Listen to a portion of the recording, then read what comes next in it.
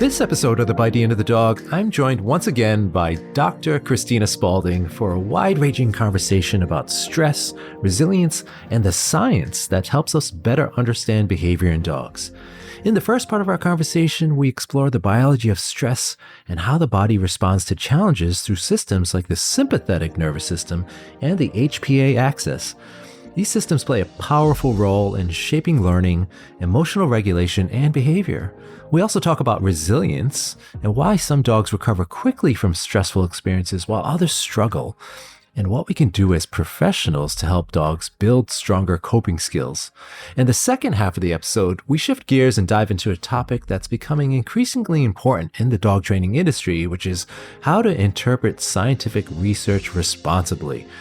Dr. Spaulding breaks down what the term scientific consensus actually means and why a handful of papers can't represent the consensus of an entire field, and how science evolves as new evidence emerges. We also discuss bias in both writing and interpreting research, the importance of replication, and why looking at the broader body of evidence, including research from other species and fields, can help us build a more accurate understanding of behavior. Dr. Spaulding has a PhD in biopsychology, which is the study of the biological basis of behavior, and is a certified applied animal behaviorist. She's the author of The Stress Factor in Dogs, Unlocking Resiliency and Enhancing Well-Being. And she teaches a variety of online courses and webinars on the science of behavior through her website, sciencemattersllc.com. And she also teaches the Carefree Companion certification with Irit Bloom and serves as vice president of the IAABC Foundation. And before we jump into today's episode, a quick heads up. If you're looking to learn more about helping dogs with aggression issues, head on over to aggressivedog.com. For pet professionals, there's the Aggression in Dogs Master Course, which is the most comprehensive program available on aggression, packed with expert insights and continuing education credits. For dog guardians, check out Real Life Solutions, a practical course covering everyday challenges like leash reactivity and dog-to-human aggression. You can also join the Ultimate Access membership for just $29 a month, which gives you access to expert webinars, live mentor sessions, and exclusive discounts. And don't forget to check out the Canis Conference happening this October in Schaumburg, Illinois, which is going to be the world's largest conference dedicated to dog behavior, training, science, veterinary care, dog sports, scent work, and shelter and rescue. Now, let's jump into this conversation with Dr. Kristina Spaulding. Hey everyone, welcome back to The Bitey End of the Dog. This week we're going to geek out with Dr. Kristina Spaulding for a second time on The Bitey End of the Dog, and I'm really excited to be continuing on this conversation. Last time we talked about stress a little bit and resiliency, but I want to continue that and get deeper dive into this subject. So welcome to the show, Kristina. Thank you so much for having me. I'm glad to be back. Yeah, so let's dive right in here. Last time, actually, because some people might not have listened to that last episode, so just a real quick definition of stress, because I think it is important to define these topics because There's a lot of misconceptions around it. So your 30-second elevator pitch of what stress is. Yeah, so stress basically is a response to challenge or change. And so there's some kind of triggering event that causes a need for the animal to adjust. It sort of changes their status quo. And then they have a specific physiological response that involves activation of the sympathetic nervous system, as well as what's called the hypothalamic pituitary adrenal axis, which basically is what is releasing stress hormones. And so that's what it is. It's the body's way of adjusting to change or challenge. I'm glad you were able to articulate what HPA stands for. Lots of practice. Yeah, I bet. So then we hear the term stressor. So like there's stress, what the dog experiences, and then there's stressors. Yes. Can you touch upon that? Because I see that a lot where people sometimes might say you don't want to add stress to your dog, which might be one way of saying it. But, in terms of the stimuli in the environment or what the dog experiences, would you say those are stressors? Yes. So you can sort of think of a stressor as a trigger. That's that's a little bit oversimplified, but the stressor is the thing or the event that is causing that threat or disruption to the status quo. And I think it's helpful too, when we're talking about the definition of stress, to break it down a little bit further, which I'm sure I talked about last time, but it's worth reviewing, I like to use the 3 different types of stress as defined by Dr. Bruce McEwen. So, because we often think of stress as being just bad, and it absolutely can be very, very bad. However, there is also good stress. So good stress, which some people call eustress, is a challenge that is not in itself distressing, but it is some kind of disruption to status quo. So travel, going to a conference, exercising, learning, all of those things are stressors. But as long as they're not causing distress, that would be considered good stress. And good stress can result, it doesn't have to, but it can result in personal growth. And then we have tolerable stress, which is a distressing experience that the animal is able to cope with. So this is something that happens that is unpleasant, but it's not so upsetting that it's starting to cause sort of long-term negative outcomes. Toxic stress is what we're usually referring to when we're talking about stress. And that is a distressing experience that exceeds the animal's ability to cope. And that's when we start to see all of these negative fallouts from stress. And sometimes we see people label these things as good or bad. So distress, bad, eustress, good. Right. Would you agree with that statement? It's sort of like when people say positive punishment, bad, positive reinforcement, good, and they're assigning sort of moralistic labels to these Well, things. I definitely don't think it should be moralistic. In terms of talking about the impact on the animal, I think we can say that good stress is a positive thing and toxic stress is a negative or detrimental thing. Tolerable stress is kind of in between. And we can talk about this more because this is one of those gray areas that gets complicated. There's some evidence that indicates that, so high levels of stress lead to decreased resilience and poor outcomes. But there's also some evidence that very low levels of stress also lead to decreased resilience and that the ideal level is somewhere in between. But we have to be very careful about exactly how we interpret that, because it's easy to listen to that and say, oh, well, then we should help our animals have negative experiences because then they'll be more resilient. And I think there is this attitude in a lot of our culture, right? Like what doesn't kill you makes you stronger. Mm-hmm. Well, it doesn't always make you stronger. So when we're looking at why tolerable stress may be beneficial in some cases, it probably has to do with the animal learning to develop coping skills. My argument, however, is that tolerable stress is going to happen. So we do not need to create it. We do not need to set up situations that are intentionally going to distress an animal in the name of increasing resilience. Instead, we should be thinking about this from the perspective of, if something bad happens, how can I support my animal through this so they are able to cope with it and they develop better skills in the long run, as opposed to, I either need to create stressful situations intentionally, or we need to, like, if something distressing happens, then that is a disaster. Like the reality is more in the middle.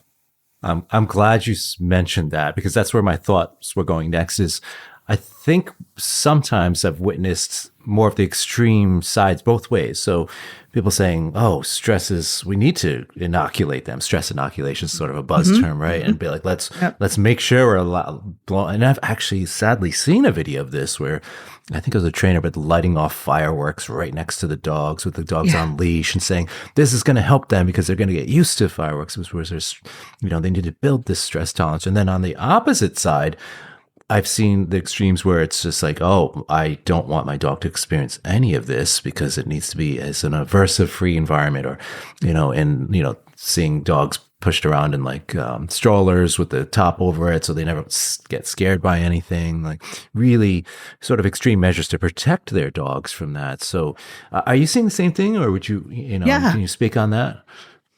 Yeah, I mean, I hear people talking about both extremes, and it's especially, again, I think it's very embedded in our culture, right? So we have sort of on one end of things saying you've got to be tough and you've got to suck it up and don't be a wimp, and then on the other side, it's we need to prevent our dogs, children, whatever, from ever having anything bad happen because that's a negative experience, and we want them to be like feel supported. I think the reality is that it's in between. And the research suggests that the reality is that it's in between. And the thing about the example that you gave of having the dog on leash and setting off fireworks, I think the really important thing that we have to understand is when our dogs are being exposed to distressing experiences, so either tolerable or toxic stress, if it is going to work as stress inoculation, we think. I mean, to be honest, there's not a ton of research on this, but the research that we do have suggests a few things. So the distressing experiences have to be brief. They have to be intermittent, so not, frequent or long-term. And the animal has to have the ability to cope with that stressor in the moment. So if you're putting an animal on leash and setting off fireworks, and there's nothing that they can do in that situation really to cope, then we're almost certainly doing harm and not building up resilience. So when we're thinking about trying to build resilience, when the animal is exposed to stressors, they need access to coping skills. So that is things like having agency over how they're interacting with this thing. Right? Do they want to stand 20 feet away and just watch it? That's fine. They're working through that, right? And we need to give them the space and the time to do that. Do they want to go up and investigate the thing? As long as that's safe and appropriate, that's fine too. But trying to take over in those moments and deal with the situation for them is not going to build their coping skills. If we are ignoring signs that they are overwhelmed and they're not coping, that is also not going to build resilience. So, I mean, most dogs go through this naturally and they more or less turn out okay, right? Because most people don't have this level of detail about stress inoculation and their dogs are fine. But where we have to start to really be careful is those dogs, like the dogs that you and I work with, that aren't fine. And so some of those guys are going to really need help from a professional that is very skilled at making those in the moment nuanced interpretations. And they can say, okay, I think this is too much now, or we need to switch strategies, because with the easy dogs, it's easy and we don't need high levels of education and experience. But with the dogs that are really struggling, I really do think it requires a lot of expert support. Yeah. And I want to lean into that because I think there's probably some listeners saying, well, how do I measure that? How do I know if it's distress or what type of stress my dog is experiencing? I want to talk about that in just a moment, but it had me thinking everything you were just saying there about the environmental ability to have that agency in the environment they're in. So I'm thinking like street dogs, in environments that are, they can come and go, but it's not a really difficult or harsh environment, so certain countries it can be more difficult for dogs or the resources are less, but some places you go, plenty of resources and tourists and places to get food and attention. But I think of those dogs as some of the most resilient. You don't see them really, you don't see the level of stress signals, so the amount of stress signals that you might in some other. And then when you think of more natural environments, when you think of that term natural environment, you think of a city dog, right? And obviously they're not going to have the same agency because of the restrictions in traffic and things like that. But some of those dogs also do well when, in my mind, they've been given the opportunities in the same type, everything you were talking about. So being able to go to the parks and get that off leash time and go for hikes and even experience cafes or things and just be exposed to those stimuli in the environment. So yeah, let's jump into that. Like, how do people know? They see, because they go on social media, they see like, oh my gosh, tongue flicks, that's a stress signal. Yawns, whale eye, and the average person just learning about dogs be like, oh my gosh, my dog does that all the time, and they do it when I'm playing fetch. And am I stressing out my dog? So no more fetch, because I've also seen that on social media, right? So then suddenly they become, micromanaged. So what should people look for when they want to measure, is my dog experiencing distress, eustress, tolerable stress? So body language is a big thing in terms of being able to understand what's going on with the animal. So I certainly think we want to be looking for those things, where I think people start to run into troubles where they start to focus too much on one thing, right? Because one thing is never going to be enough. So looking for signs of fear in the body language, and I can mention some, but there's other resources out there. Lily Chen is a great resource for looking at body language in dogs. But, crouching, tension in the body, tucked tail, ears back, yawning, lip licking, all of those things can be indicators of fear, stress, or discomfort in a dog.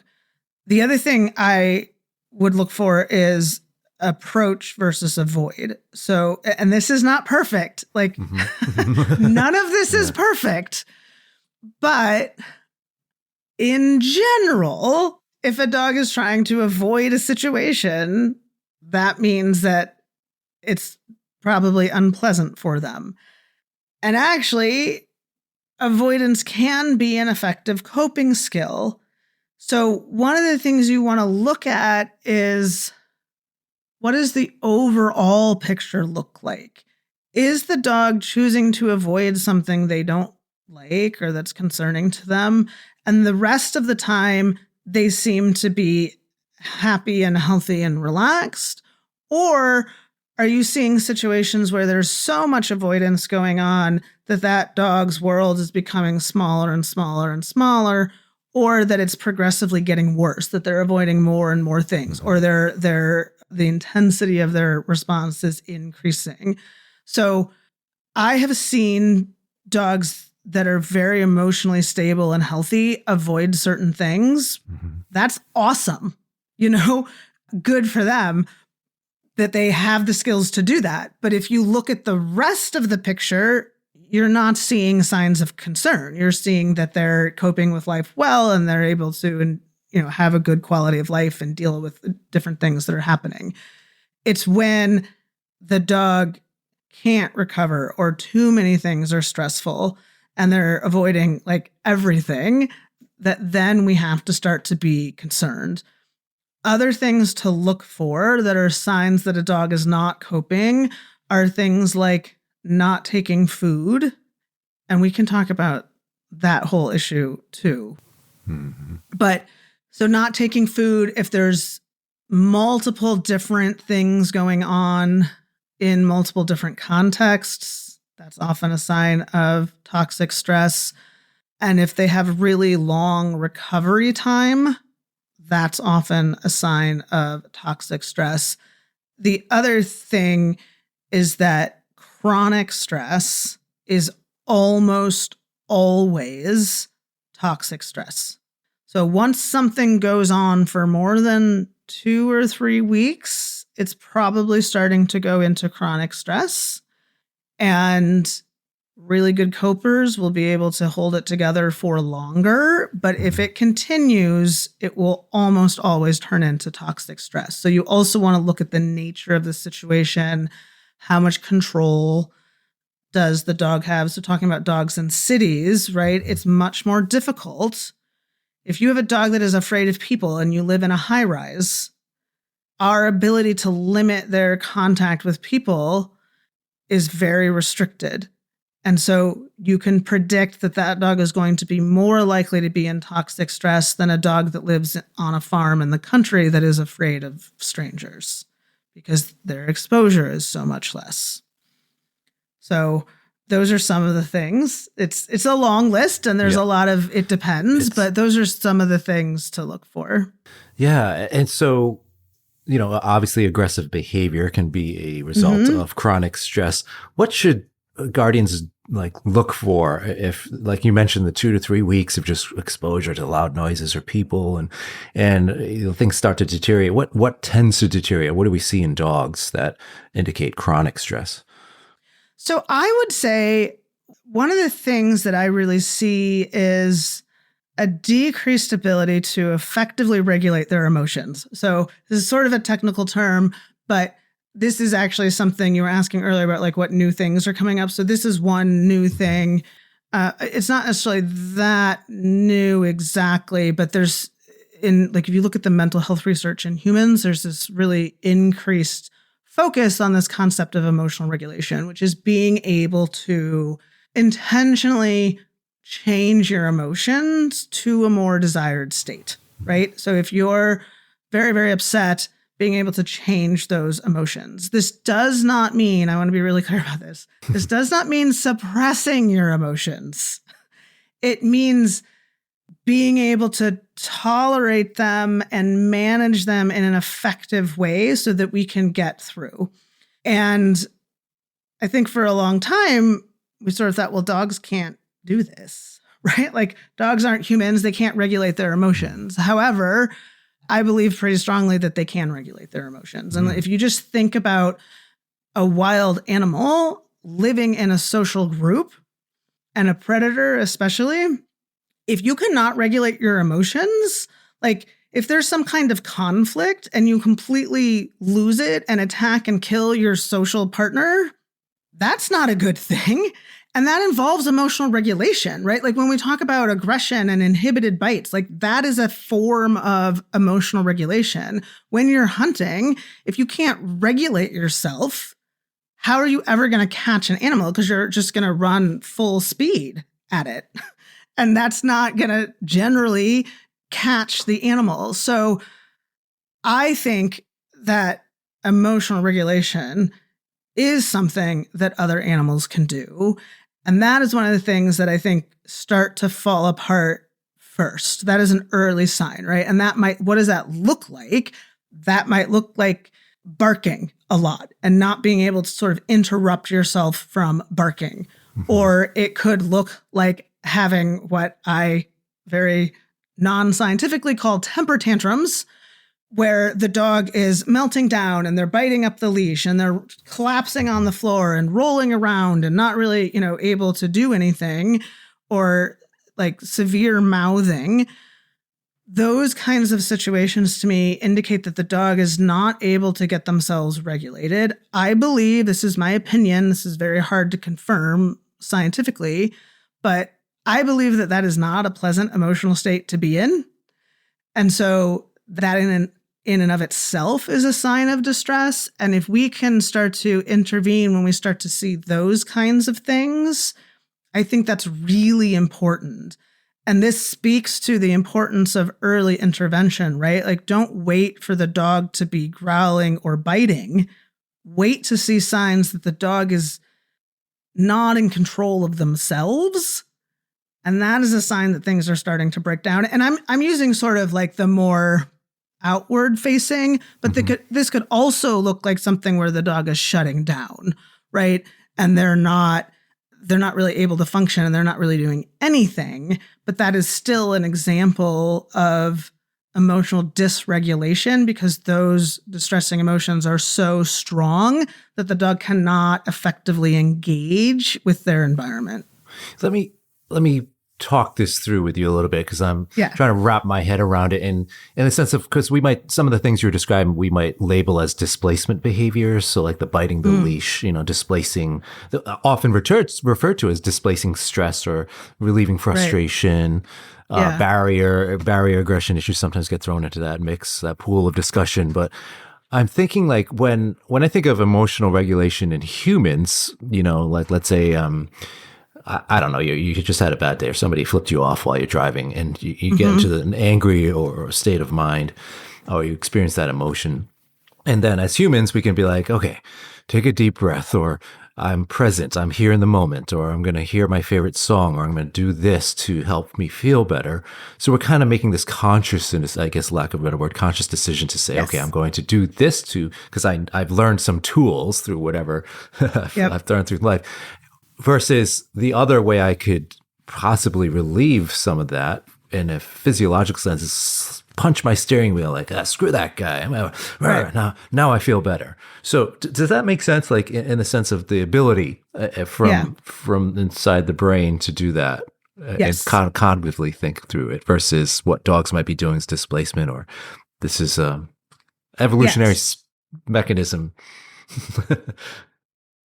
Maybe what it is that I feel like we need to focus more on the underlying processes, like what is going on that is causing the dog to behave in this way. And to me, that's an issue of emotional regulation. But I think part of what you're asking is, humans can say, okay, let me take 3 deep breaths and then maybe I'll feel better. Well, I don't think that dogs are doing that. However, I do think they can emotionally regulate themselves. What is going on internally? I don't know. So one example where I feel like I'm seeing dogs emotionally regulate is when we're working with a dog that barks and lunges on leash and they're seeing a trigger or a stressor and they're having a reaction. They're having a vocalizing, lunging, etc. type reaction. But we're working with that dog so that we're rewarding them when they look at us or when they disengage from that stressor. What you can see, this isn't going to be on video, but after you've worked with the dog for a while doing this approach, they will see the trigger and you can see their body change, right? You can see them get tense and honed in and focused. They kind of get higher, so like their head goes up. And then once you've worked on it enough, you will see them disengage and say, I'm not going to do this thing. I'm going to look over here instead. To me, my interpretation is that is some kind of emotional regulation. Now, what is the cue for that? I don't know. Is the cue that they are consciously aware that they are feeling an emotion and now they consciously and intentionally want to change it? I don't know. I mean, I'm not going to rule that out as a possibility, but I don't think it has to be that, right? So maybe the cue is their tension in their body, right? And they have learned that if they look at you after the tension in their body, that they're going to get reinforced, or that they're just going to feel better if they disengage at that point. So I can't say what's going on in the dog's head, but effectively what is happening on a practical level is that they are regulating their emotion. And you see this in play, right? Like not all dogs can self-regulate during play, but many can, and they're not totally losing control of themselves. And so that is self-regulation. Or you see it in a dog that is going out for a walk and they see a chipmunk and they chase the chipmunk and the chipmunk goes in a hole and they're like, okay, I'll go do something else now. Some dogs can't do that. And when I say emotion, I mean, that's a whole nother, I'm talking about what emotion is a totally other conversation that's also very long and complicated. But briefly, just to clarify, because people are probably thinking about this, very often when we talk about emotion, one of the aspects of emotion is arousal. So there's an arousal component to emotion. So when I'm talking about emotion, that includes arousal. So if we talk about dogs like regulating their arousal levels, that is, if not the same thing, very closely parallel to regulating your emotion. And if you can't regulate your arousal, you're probably not going to be able to regulate your emotion. Let's segue into resiliency a little bit more, because we touched upon it, but let's use that example, the dog barking, lunging a leash, and then let's say they do have that ability to emotionally regulate. They look away, right? And they experience something physiologically that brings some relief. So it's reinforcing, I guess you can say, negatively reinforcing, right? So what should people look for? Again, I think what question comes up a lot is, how do we measure this? How do we really know? How do we help what's the best way to help our dogs by, is it, to build that resiliency or to look for it? Because resiliency is a hot topic too. Like I want to build my dog's resiliency so they're like superheroes, they can deal with everything, And actually I just had a conversation with a trainer from the Ukraine and all the impacts of war on the dogs there and what they're experiencing and how much resiliency is a factor there. So for people that really want to help their dogs with this aspect, their dog's struggling with resiliency, what can they do? What should they look for? And it's hard to track data, right? Because you can't say like we're this or that. You might assign a scale or numbers to it, but what can people do when their dog does struggle with resiliency? So my favorite definition of resilience is also coming from Bruce McEwen, who did the 3 different types of stress. And I'm paraphrasing here, but it's something like experiencing a positive outcome in the face of adversity, something like that. And so I think that helps us figure out what that might look like, right? So a resilient animal is going to go through negative and distressing experience. Again, not something we're intentionally putting them through, but life is life, and they are going to have negative and distressing experiences. And they will go through that, and they may be distressed at the time, but then they will bounce back. That's what you're looking for, is the ability to bounce back.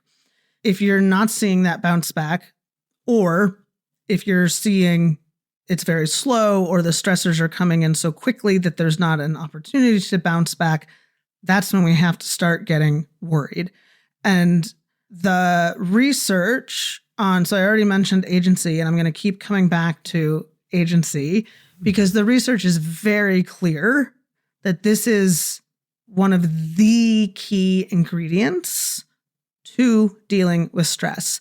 And this is where enrichment starts to come in. And I think the more I read the research and the more information that comes out, the more I feel like enrichment and agency are basically the same thing.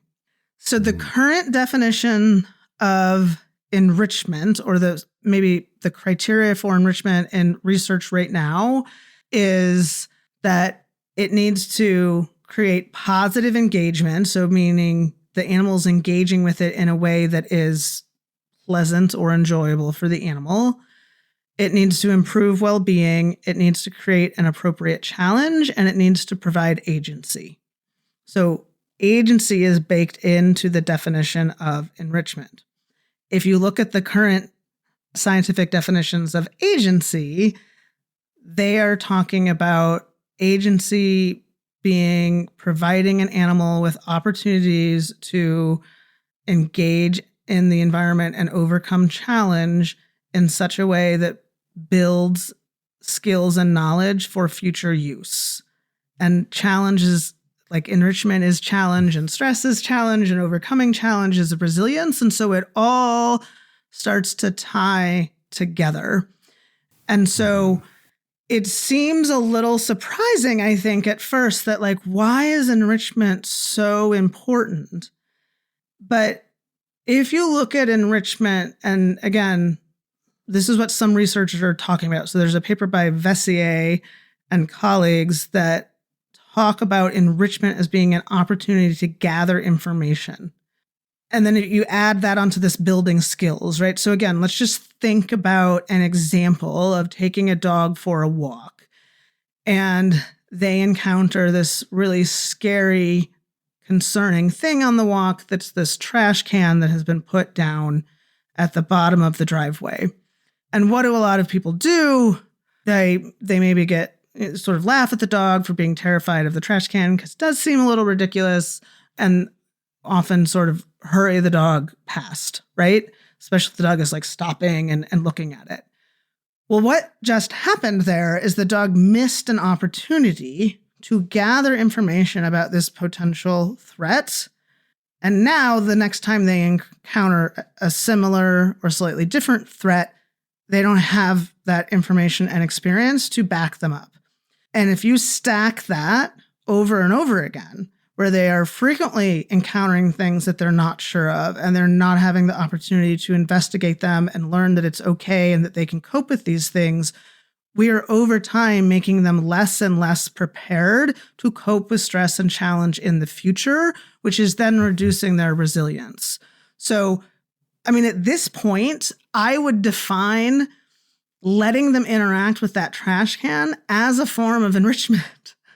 And it's maybe, I mean, it might be, maybe it's not an exact match, because are they having a positive experience? You know, maybe not, but it is certainly giving them agency. Let's put it that way, right? Because they're gathering information about their environment and overcoming challenge by making choices and building knowledge and skills for future use. And so I think that things that are as seemingly innocuous as not letting them investigate the Halloween decoration or the pile of trash on the street, especially for younger dogs, I suspect that those are actually probably contributing to decreased resilience in dogs. I don't know if I answered your question. I absolutely loved how you answered that question. Okay. It's like my mind is like right now because, yeah, you know, because classically, again, in the dog training world, people think enrichment is like Kong stuffed toys and snuffle mats and going on snifaris, which is absolutely, you know, we're not arguing against that at all. Yeah. So just clarifying that. But that's kind of that narrow lane of, you know, classically what people define as enrichment. But yeah, I think, you know, we don't think about the other things in life that can be absolutely forms of enrichment. So yeah, great answer to that question. And I think it's a good one to get people thinking too. Yeah. And the science that, you know, you were citing the science, I'd love to dive into that more. So, and the misconceptions around some science too. So we're going to do that in a moment. We're going to take a quick break to hear a word from our sponsors, and we'll be right back. What if there was a way to help both shelter animals and veterans struggling with emotional trauma by engineering a powerful, near instantaneous bond between them? That's exactly what Pets for Vets, a nonprofit focused on positive reinforcement for animals and veterans, is designed to do.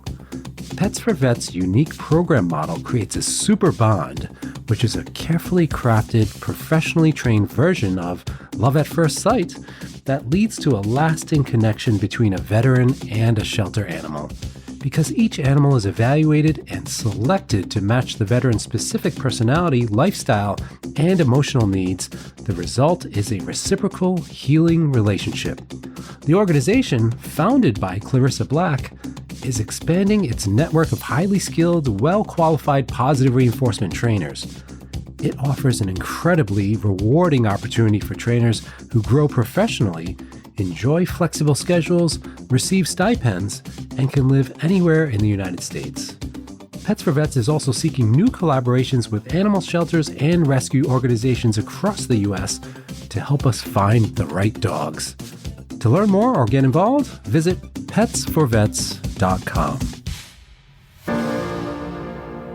Okay, guys, I'm back here with Dr. Kristina Spaulding, and we've been talking all about stress and resilience and clearing up some of the misconceptions that we see out there. But let's dive into some science now, you know.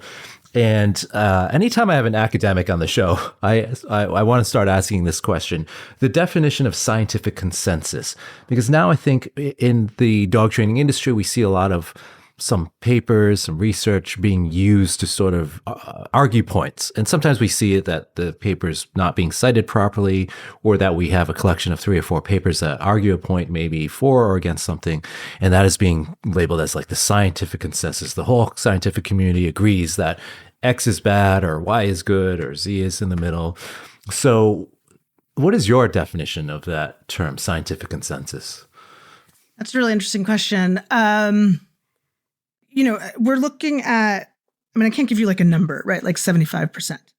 Although it'd probably be higher than that, honestly. So I guess I would say scientific consensus is when virtually every scientist in that field agrees on a particular point. So there is scientific consensus on evolution via natural selection. That is just a given fact. If you talk to any biologist, I mean, it's not even a question. And that might sound like, oh, well, why aren't they questioning the evidence? They're not questioning the evidence because there are decades and decades of hundreds and thousands of papers that provide evidence for, natural selection. So that is the scientific consensus because the evidence is overwhelmingly strong. Mm-hmm. That is sort of an extreme example because it's so strong. Mm-hmm. But there are other things like stress is bad, toxic stress is bad. There is a consensus on that. People are not questioning that, which is not to say, by the way, that and actually I think this is a really important point. So the scientific consensus can change if the evidence changes, if we get new evidence, right? So there are things, so there was a scientific consensus that once you reached a certain point in adulthood that your brain couldn't really change anymore. Like you couldn't generate new neurons. Well, that changed. We got new data that showed us that that's not true. And researchers changed what they said. So I think talking about science is really challenging because very often you have to hold two things that appear to be opposites. You have to hold those things true at the same time, right? Mm-hmm. So on the one hand, you could say, well, if there's a scientific consensus on something and then new evidence comes out and researchers changed their mind, then how can you believe anything, right? Because, well, they just change their mind all the time. But it's not actually true that we change our mind all the time because there has to be overwhelming evidence to support that change. And so it happens that we change our mind, but it's not like a paper comes out or even 4 or 5 papers come out and then we're like, oh, we were wrong about this, right? We keep asking the question in different ways and going deeper and deeper and deeper until we get a clearer idea of what's actually happening. And so to me, the fact that you can have a consensus on something and then eventually change your mind actually helps me trust science more because it's rare that we go from we think A is true to A is completely 100% false, right? It's usually more of it's a shift where we go from thinking that I'm trying to come up with a specific example, which I'm really bad at on the fly, but I guess I'll go with the genetics example. So researchers thought that they were going to sequence the human genome and they were going to have all these answers on which genes cause which behaviors. And then they sequenced the human genome and they realized that it's way more complicated than we thought it was. So it's not that we're now saying, well, genetics doesn't influence behavior. Now we're saying, oh, there's a lot more going on here than we thought. And it's not a direct line from A to B. So it's not like, oh, genes don't exist or they don't matter. They have no role in biology. It's just there's so many steps in between that we don't understand that we can't draw that line. So I hope I'm giving a clear answer. I feel like I'm kind of going all over the place. But scientific consensus does not happen from 3 or 4 papers. It never will, because that's not enough. Scientific consensus happens from hundreds of papers in a particular topic that are pointing at the same or very similar results. And on that note, and what we see sometimes is bias, of course. Mm-hmm. And when we're talking about studies, is of course on animals, sentient beings, you're going to have a lot of bias and naturally, right? How, as a scientist, how can we? You mentioned somebody having the ability of seeing both sides, sort of that integrative complexity to things, and so how can people who are reading these papers, or vice versa, actually, twofold question there: how can the researchers or the scientists try to keep bias out of it? And then how can the people reading those papers that are trying to interpret them keep bias out of it? Because that we see all the time, right? We see, because people are defending their views, they're going to try to extrapolate something out of a paper, maybe correctly, maybe incorrectly, but it happens a lot. Yeah. What can we do? So for the writers, we are trained as researchers to not be biased. Now, we are still human beings. So we are biased. Like you can't totally take that out of a human being. Mm-hmm. But we do go through training to sort of, I think, help us see some more of that. The other thing that I will say that I think is very important and probably doesn't happen as much as it should is I think it's really important. Like, this is why diversity matters. If I, as a white woman who is a animal behavior, like welfare person, writes a paper and everyone else that's looking at it has the same like cultural and educational background and ideological background, then we all probably have some similar biases. And so it's going to be difficult. Like, that paper will probably be more biased than if I had a very diverse set of people looking at it and giving me feedback, because people with different experiences have different perspectives and they're going to see things that I'm not going to see. So certainly research does some of that because you have peer review. And so papers that are published in academic journals have been peer reviewed. And is there enough diversity? Probably not. There should be more, but I do think it's better than like someone just writing something up and publishing it with no peer review, right? Mm-hmm.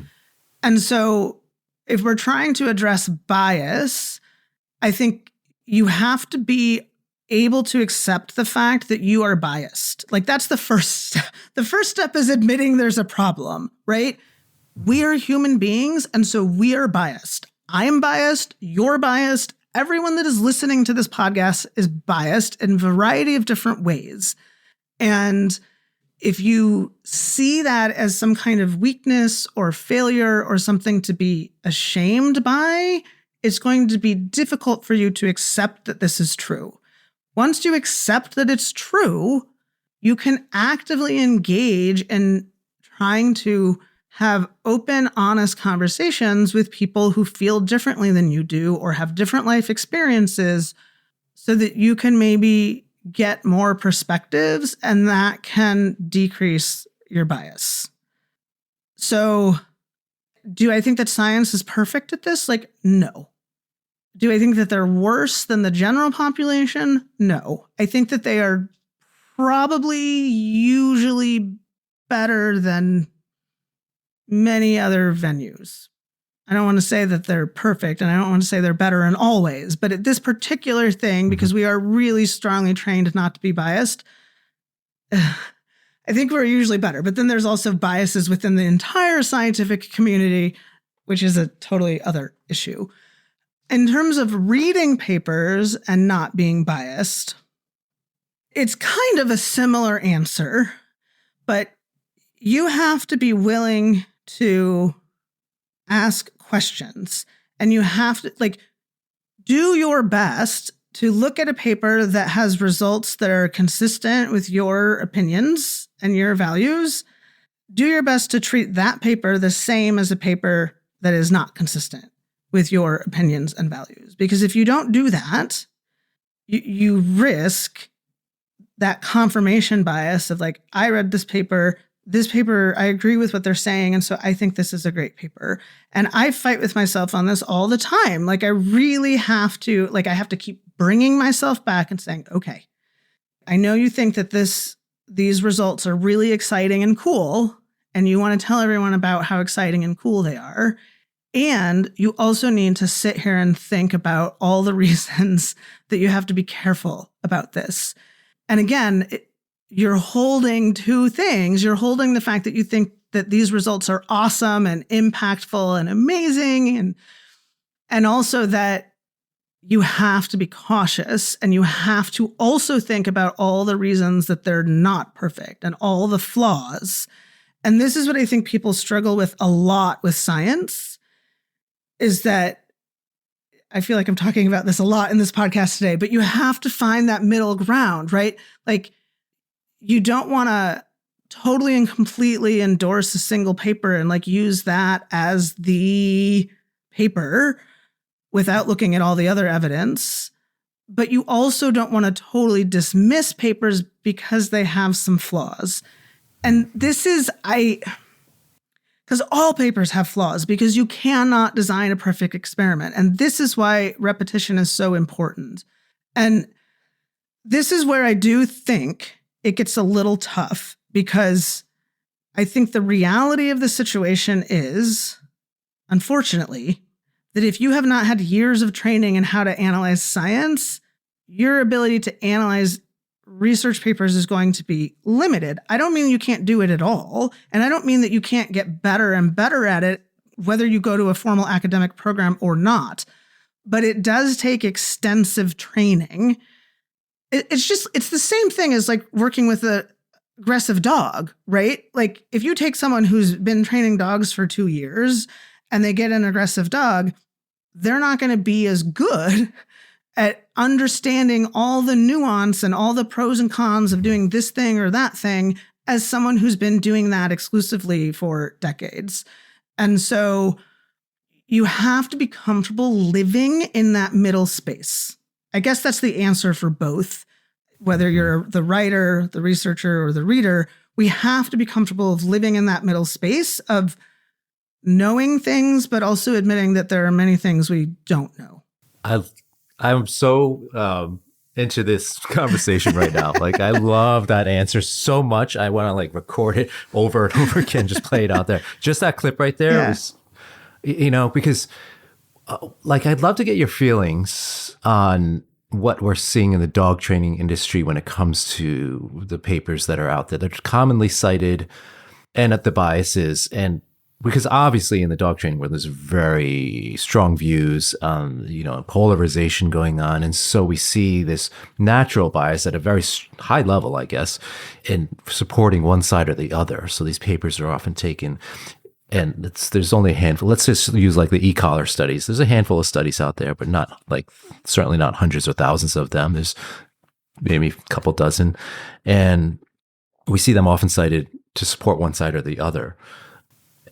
How can we like move away from that's such a strong bias, and you might not have an answer, but maybe just get your feelings or thoughts about that and how it's ultimately really how it's impacting the industry, I feel, in a negative way. Yeah, I like this question. I thought I'm going to kind of script the answer about like the answer that the e-collar papers do or don't give, but I think I'm also answering it in a sort of a roundabout way, because if we want to try and combat that like, here are these papers and these papers prove or disprove this, I think it comes back to that issue of like, it's only a handful of papers. And as there will always be, they all have some methodological issues, because you just cannot design a perfect study. The more questions you ask, the more difficult it gets to analyze and interpret the data. And the less questions you ask, the more you're missing. That's why we need multiple papers. So to me, I think the problem with the shock collar papers, and we were talking earlier, like, I'm not really in the social media world, but I hear what people say about it. So my impression is that what's going on with the shock collar papers is that people are focusing on those exclusively. And that's where I think the problem is. There's a joke in academia that it takes so long to write research papers because to write one line, you have to read like 10 studies, right? Like to say anything, you have to have such a deep knowledge of not one or two or three papers, but the entirety of the research that's out there, or most of it. And so if you're just looking at the shock collar papers, you're not seeing the entirety, the whole body of research that is out there on that topic. So we don't have a lot of research on dogs, period. We have even less research on specific topics in dogs, like the use of positive punishment to modify behavior. And so because we have so little research on that, we need to expand what we're looking at. So we need to look at things like, what does the parenting research say on positive punishment in children? What does the parenting research say on the value of attachment? What does it say about the different parenting styles? Like how much punishment they use, how much warmth they show, what kind of boundaries they set. what does the research in rodents say about punishment and its effectiveness in changing behavior? What do we know about the research on suppressing emotion? If you're punishing behavior, you're suppressing behavior. Does that mean you're suppressing emotion? I don't know, but there is a good chance that there's a connection. And the research on suppressing emotion shows that suppressing positive emotions works pretty well. You can suppress positive emotions and they'll go away, but suppressing negative emotions actually makes them worse, and it messes up emotional regulation. So I think we need to expand our knowledge. And I say this understanding that people have real lives, and they're working with dogs and they're very, very busy, and it's difficult to keep up with the research.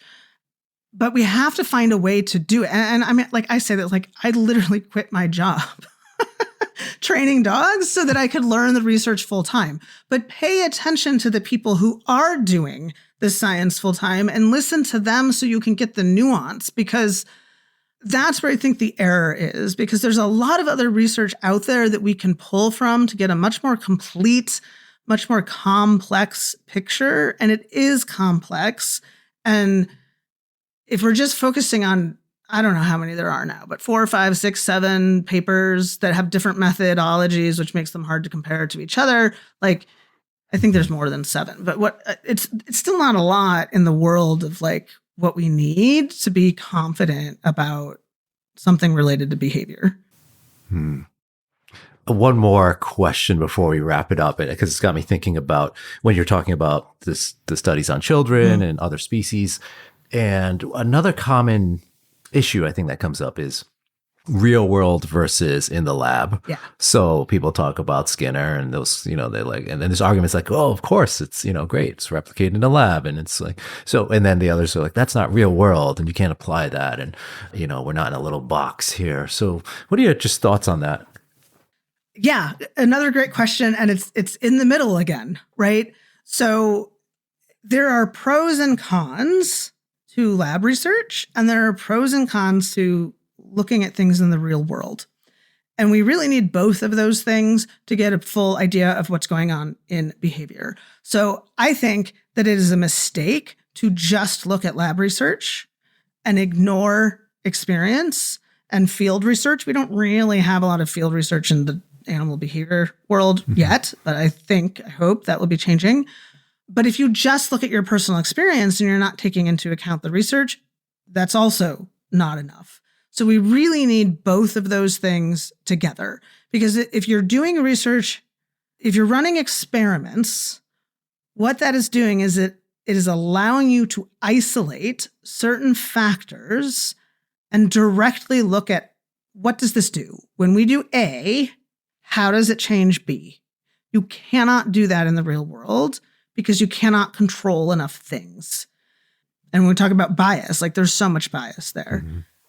At the same time, when you're looking at the lab, there's all kinds of limitations there too, right? Like for one thing, we're bringing dogs into a lab.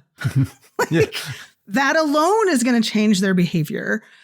And again, as I was saying earlier, you can't ask all the things in one study. Like you can ask about attachment between dogs and humans, but maybe they didn't look at training level in that particular study. And so then we can't say how training level matters. But that doesn't mean throw out the whole study. It means think carefully and critically about how does what they're doing in this study and what they found in this study, how can that inform what I'm doing, like my knowledge and my experience? Because if we're just going by our knowledge and experience, we're missing things too. Like I'm a little embarrassed to admit this because I should know better, but for many years, I told people that if you don't address behavior problems, they tend to get worse. And then finally, probably while I was in graduate school and going through this training, I was like, I don't know that's true. That's what I see, but I'm not seeing the dogs that don't get worse, probably, right? Like, If you have a dog that is barking and lunging on leash and that goes on for a few months and then it gets better, I'm probably never going to see that person. So I don't actually know that it gets worse. I know that within the population of people that contact me, it tends to get worse over time. But that doesn't mean that that's what's happening to everybody. And that's what we need research for, because we cannot answer that kind of question accurately if we don't have the research. And so we really have to have both things, in my opinion, in order to do the best we can for the animals that we work with. Fantastic answer, as always. Thank you so much. So Kristina's going to be speaking at the Canis conference happening October 7th to 10th this year. So you're going to be talking about stress is everything. Can you tell us a little bit more about that talk? Yeah, I'm going to be talking about how stress impacts behavior. And we talked a little bit about that today, but I'm going to be getting much more specific and in depth. And then we're also going to talk a little bit more about how you can build resilience in animals and dogs specifically, and why that matters. Because once you understand what stress does, you're going to want to build resilience. And so I always give both, because if I just talk about all the bad things that toxic stress does, I feel like I leave people very depressed and discouraged. Yeah. But there is a lot we can do. And so I will be talking about both, is the sort of the bad part and how much damage it can do, but then also what we can do to help mitigate that. Amazing. I'm looking forward to that. And then where can people find you if they want to learn more about everything you're talking about? So they can find me at www.sciencemattersllc.com. And I am also on Facebook, Instagram, and LinkedIn. Amazing. And subscribe to Kristina's newsletter, guys, because it's one of the best ones out there. It's always packed with good information.